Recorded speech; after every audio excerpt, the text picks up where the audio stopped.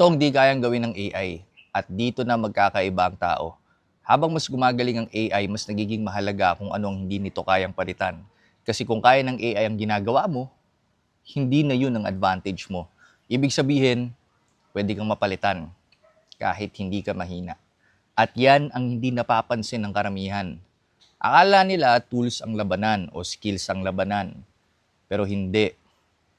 Sa bagong mundo, magkakaroon ng dalawang klase ng tao.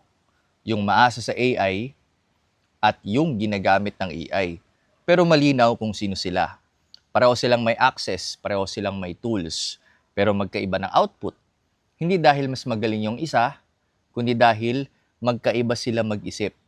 AI can generate, pero hindi ito nakakaranas. AI can analyze, pero hindi nito alam kung anong mahalaga.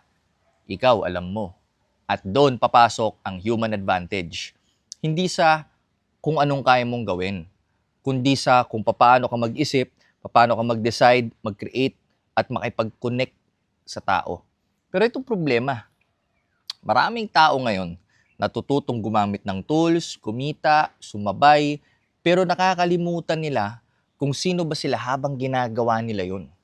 At doon sila nagiging replaceable. Kasi sa mundo na lahat may access sa AI, lahat pwedeng gumawa.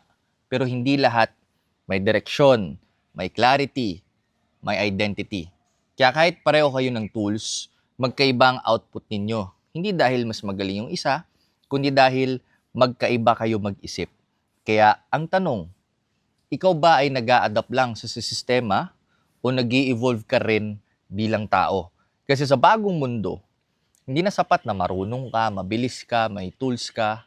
Sa mundo na lahat may access sa tools, ang lamang, hindi tool, ikaw. Pero itong susunod na tanong, paano mo gagamitin ang lahat ng to sa buhay mo? Kasi hindi sapat na naiintindihan mo lang ito. Kailangan ina-apply mo sa buhay mo. So, paano mo pagsasamahin ng pera, trabaho, AI at sarili mo para hindi ka lang sumabay, kundi ikaw ang may control? Yun ang susunod nating bubuksan. The new systems integration.